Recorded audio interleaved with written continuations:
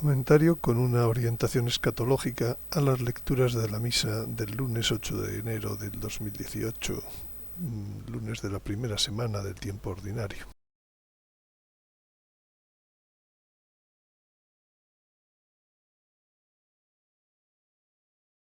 El Evangelio de este día habla del comienzo de la predicación de nuestro Señor en Galilea. Y dice, después de haber sido apresado Juan, vino Jesús a Galilea predicando el Evangelio de Dios y diciendo, el tiempo se ha cumplido. En otras traducciones dicen, el plazo se ha cumplido y el reino de Dios está al llegar. Convertíos y creed en el Evangelio, etcétera. Me basta con esto porque ese es donde me quiero centrar. El plazo se ha cumplido, el tiempo se ha cumplido. Es decir, había un plazo y Dios lo cumple, llega a tiempo. El plazo además estaba profetizado en el libro de Daniel, al menos, capítulo 9, 25 y siguientes. Las profecías sagradas no sólo describen situaciones futuras, sino también los tiempos en que se cumplirán. Porque sin el carácter temporal concreto, la profecía queda reducida a una elucubración de situaciones posibles. No hay interés ni tampoco seguridad por contrastar su certeza. Es un mero juego intelectual. Es decir, que va a ocurrir una cosa sin ponerle una cierta cota temporal. Es un juego intelectual. Por ello, en la Sagrada Escritura hay docenas de plazos proféticos y muchos que, por supuesto, que ya se han cumplido.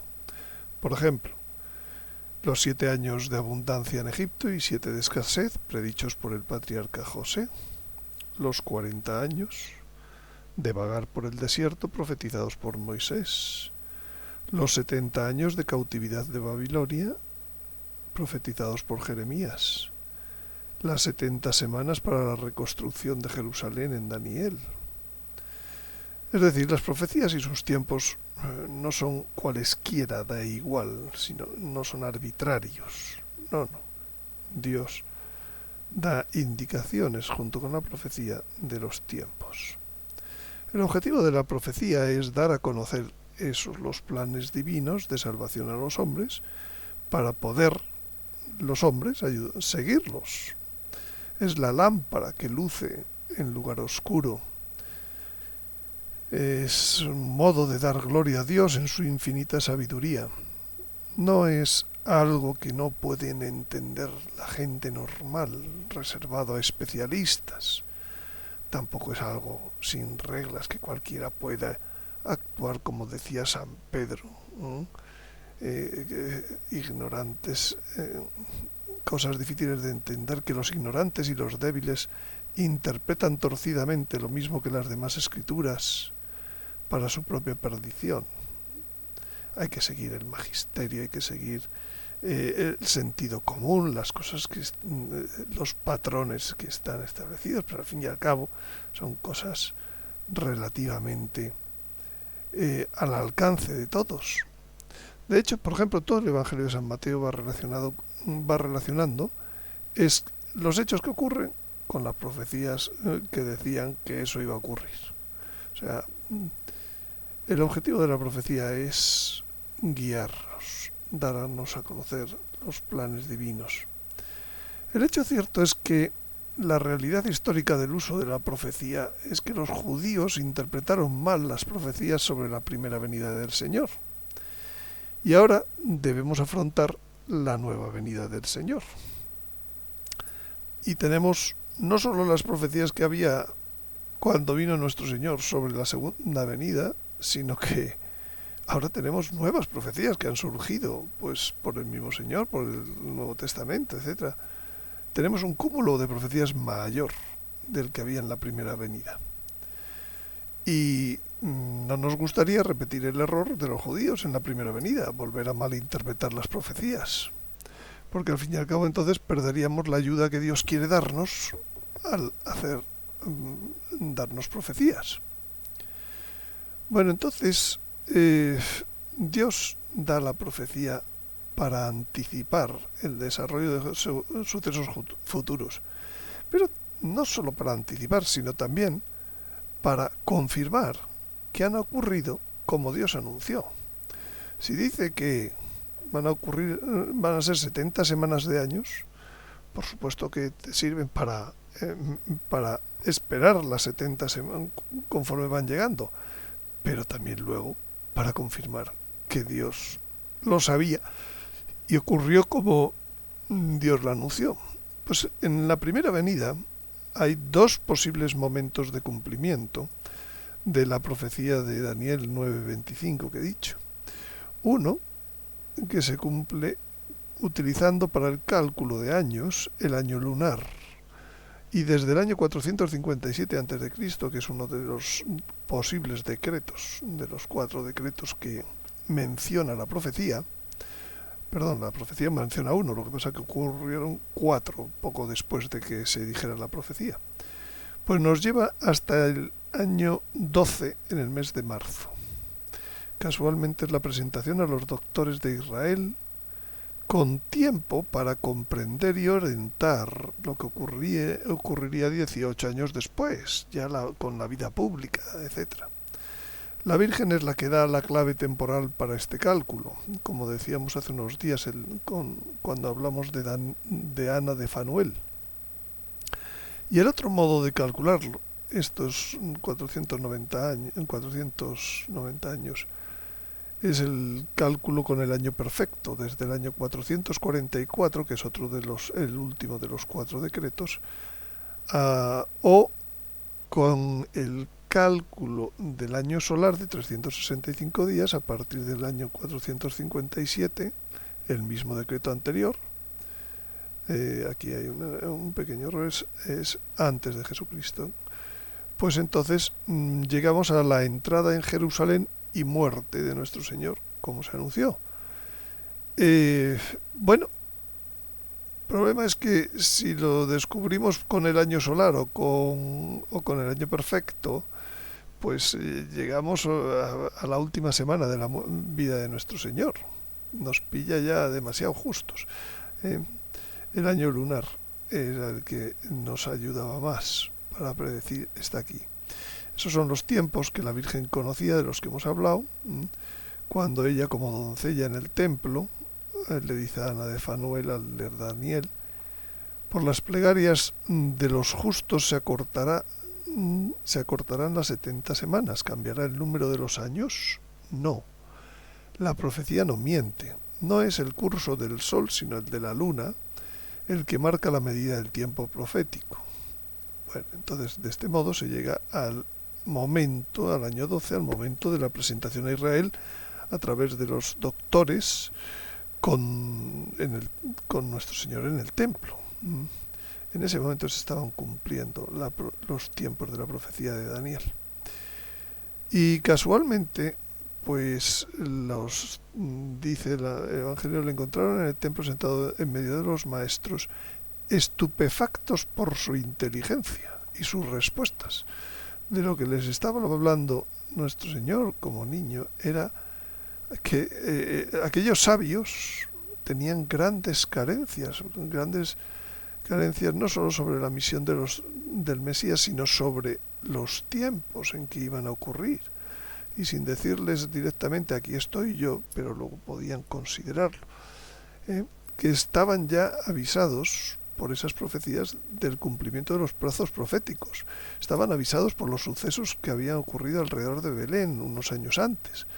Y debían estar atentos a la próxima aparición del precursor. No obstante, el precursor ya con los hechos del nacimiento de Juan Bautista también eran conocidos.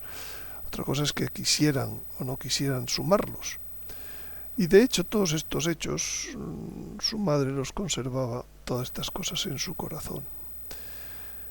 Cuando ya nuestro Señor se pone a predicar unos días después, veremos va a la sinagoga de Nazaret y allí le entregan el libro del profeta Isaías, y abriendo el libro encontró el lugar donde estaba escrito: el Espíritu del Señor está sobre mí, por lo cual me ha ungido para evangelizar a los pobres, me ha enviado para anunciar la redención a los cautivos y devolver la vista a los ciegos, para poner en libertad a los oprimidos y para promulgar el año de gracia del Señor.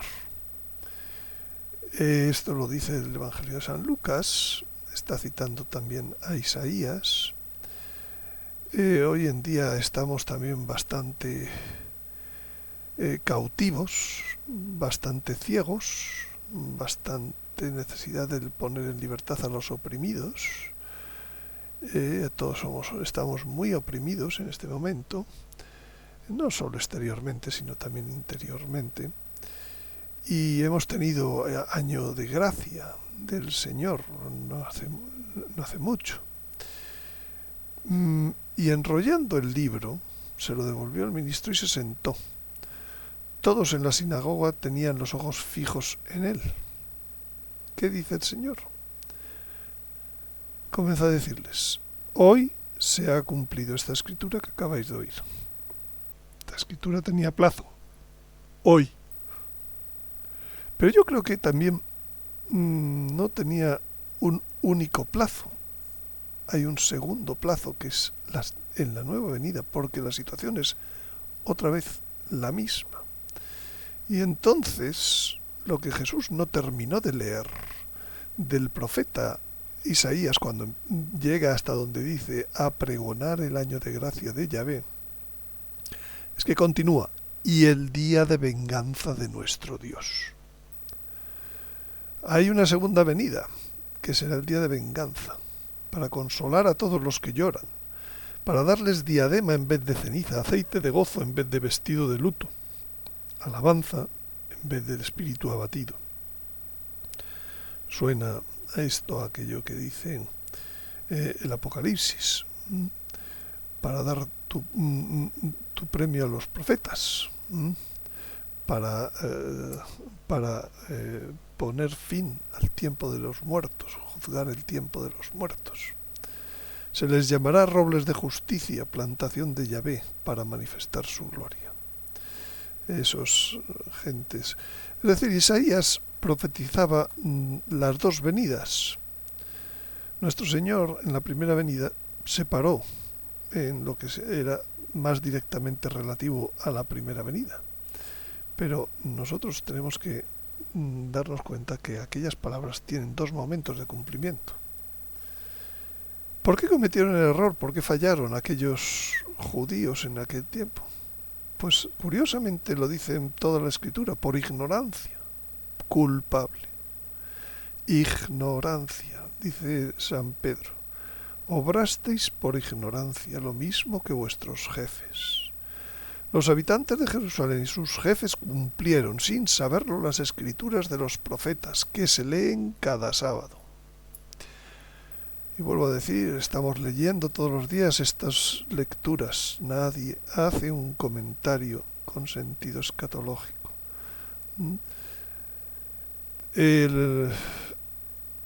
Y se están abocando a cumplir, sin saberlo, las escrituras de los profetas. Los habitantes de Jerusalén y sus jefes le ignoraron, y al condenarle cumplieron las palabras de los profetas que se leen todos los sábados. Nuestro Señor le dice a los fariseos y a los sacerdotes: vuestro acusador es Moisés, en quien habéis puesto vuestra esperanza. Porque si creyerais a Moisés, me creeríais a mí, porque él escribió de mí. Pero no creéis en sus escritos, ¿cómo vais a creer en mis palabras? Y empezando por Moisés, ocurría con los discípulos de Emaús, y continuando por todos los profetas, les explicó lo que había sobre él en todas las escrituras. La ignorancia. ¿Por qué se cometió el error? Por ignorancia. Perece mi pueblo por falta de conocimiento, dice Oseas. Y esto da la impresión de que se repite. Porque la causa de la ignorancia es la falta de amor a la verdad. Amaron, dice San Juan, más la gloria de los hombres que la gloria de Dios. Los sumos sacerdotes y el Sanedrín entero andaban buscando un falso testimonio contra Jesús con ánimo de darle muerte. Daba igual la verdad. Lo que importaba era un testimonio, así fuera falso, para matar a Jesús. Tienen oídos incircuncisos, incapaces de prestar atención, dice Jeremías. La palabra del Señor se ha vuelto para ellos una burla, no les gusta. Por eso estoy lleno de la ira del Señor, agotado de contenerla. Son palabras para entonces, pero también suenan para hoy. El resultado de la ignorancia es el endurecimiento del corazón, porque aunque había hecho Jesús tantos signos, tantos milagros delante de ellos, no creían en él. Los sumos sacerdotes y los escribas, al ver los milagros que habían hecho, en vez de creer, se indignaron. Los apóstoles, oh insensatos y tardos de corazón para creer todo lo que dijeron los profetas. La ignorancia lleva al endurecimiento del corazón, duros de cerviz, incircuncisos de corazón y de oídos. Vosotros os estáis siempre resistiendo al Espíritu Santo como vuestros padres, así también vosotros. ¿A qué profeta no persiguieron vuestros padres? Decía San Esteban a todos los judíos. Y con ella pues llega también la pérdida del favor divino. Y dice San Pablo, cuando ya estaba en Roma al final de su vida, volví a recordar esto que también nos recuerda el Evangelio. Con razón el habló del Espíritu Santo a vuestros padres por medio del profeta Isaías. Ve y dile a ese pueblo, con el oído oiréis, pero no entenderéis. Con la vista miraréis, pero no veréis. Porque se ha embotado el corazón de este pueblo. Han hecho duros sus oídos y han cerrado sus ojos. No sea que vean con los ojos y oigan con los oídos y entiendan con el corazón y se conviertan y yo los sane.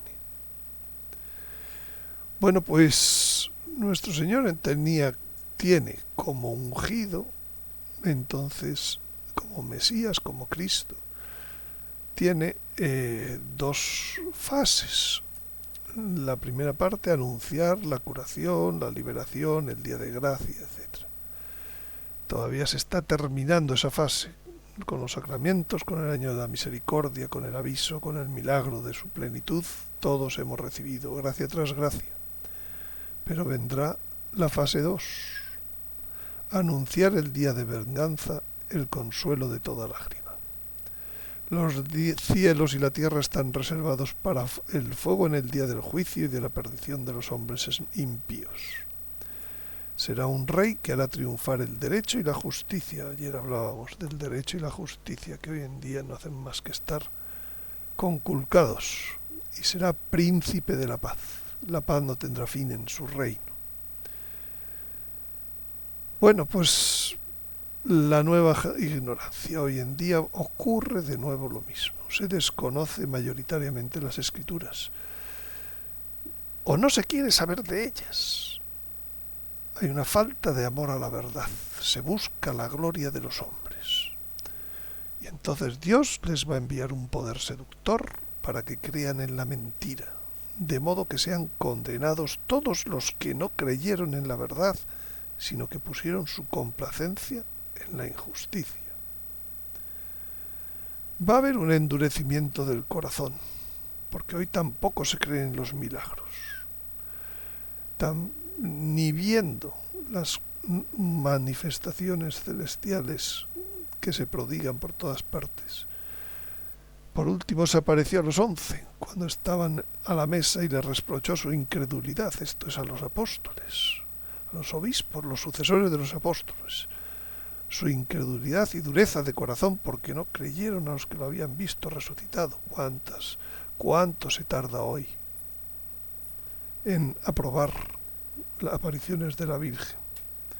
En el siglo XX no se ha aprobado ni una sola de las no menos de 6 apariciones que ha habido en España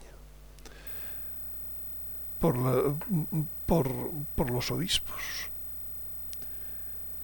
La pérdida, y por último, pues se terminará con esta ignorancia con la pérdida del favor divino. Mirad, os envió el profeta Elías antes de que venga el día de Yahvé, día grande y terrible, para que no tenga que venir a castigar y destruir la tierra. Veamos si finalmente el profeta Elías termina consiguiéndolo.